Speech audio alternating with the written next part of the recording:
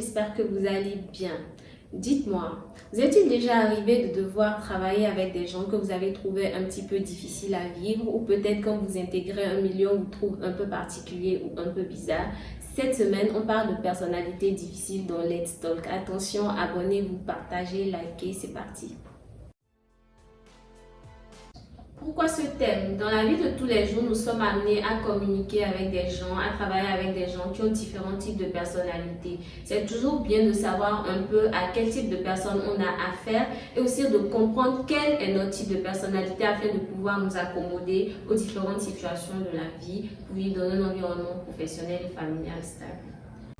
Les personnalités sont généralement classées en fonction du trait de caractère de la personne ou de sa façon de se comporter. Vous vous retrouverez certainement avec une personnalité dominante ou des personnalités intriquées. Mais avoir telle ou telle personnalité ne veut pas forcément dire que vous êtes pathologique ou bien que vous êtes bizarre. Par contre, on parlera de personnalité difficile lorsque vous en faites trop. C'est-à-dire que vous êtes trop comme ceci ou trop comme cela ou que vous avez du mal à vous adapter, que vous êtes figé à tel point que ça devient difficile pour vous et aussi pour votre environnement. Généralement, dans la littérature, on retrouve environ 12 traits de personnalité. Je ne pourrai pas tout vous détailler dans cette vidéo parce que ce sera trop long. On parlera de 5 personnalités et si vous aimez, si vous kiffez la vidéo, et bien pour la prochaine fois, on va développer le reste. Cette semaine, on parlera de la personnalité anxieuse, de la personnalité borderline, de la personnalité histrionique, de la personnalité schizoïde et de la personnalité narcissique.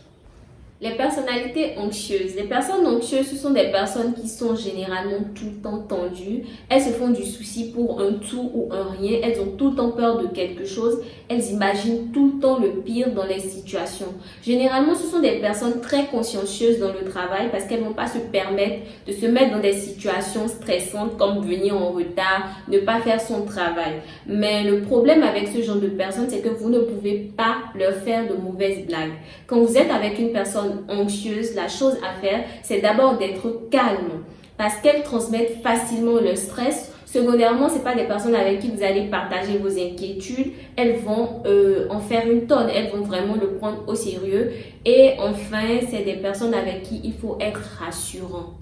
Les personnalités histrioniques, ça c'est les queen drama, les dramaturges en puissance, elles s'habillent de façon extravagante. C'est des personnes qui aiment se faire remarquer, elles exacerbent leur moindre émotion. Oh là là, qui a pris mon café? C'est des personnes qui en font des tonnes généralement. Elles aiment qu'on sache qu'elles sont là. Elles peuvent t'aimer, te détester en une seconde. C'est des personnes qui, par exemple, à une mauvaise nouvelle, vont s'évanouir et tout, juste pour que tout le monde sache qu'elles sont là. Comment faut-il se comporter avec ce genre de personnes? Restez d'abord calme, faites-leur des compliments lorsqu'elles se comportent normalement, c'est-à-dire, tiens, j'aime bien ta tenue aujourd'hui, tu es assez sobre. Gardez une certaine distance émotionnelle avec ces personnes parce que parfois, elles vous détestent pour un tout ou un rien. Et ensuite, laissez-les faire leur show de temps en temps quand ce n'est pas trop.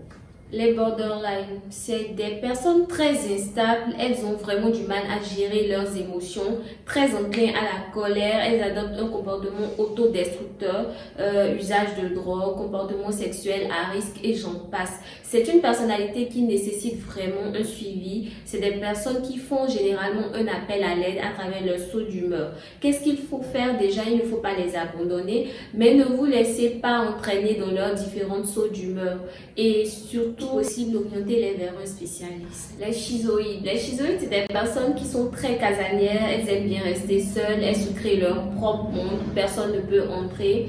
Elles n'aiment pas trop les interactions sociales, c'est de gros solitaires. Avec ce genre de personnes, surtout, il ne faut pas être trop intrusif, il faut respecter leur espace, mais ne pas les laisser s'enfermer aussi dans leur petit monde. Les narcissiques. Les narcissiques, c'est des personnes qui ont une très haute estime d'elles-mêmes. Elles sont souvent tirées à 4 épingles. Elles n'aiment pas les critiques. Elles aiment se sentir importantes. Voilà, donc ce sont des personnes qui ont souvent un esprit un peu manipulateur. Elles vont vous faire faire ce qu'elles veulent à coup de culpabilisation, à coup de flatterie ou encore de critique. Des personnes avec qui il faut être très éveillé, c'est-à-dire rester toujours professionnel. Ne les laissez pas prendre le dessus, mais ne les critiquez pas directement. Bon, j'ai adoré vous parler des personnalités difficiles dans Let's Talk. Si vous avez aimé, partagez au maximum, likez et je pourrai développer les autres personnalités si vous voulez dans la prochaine vidéo.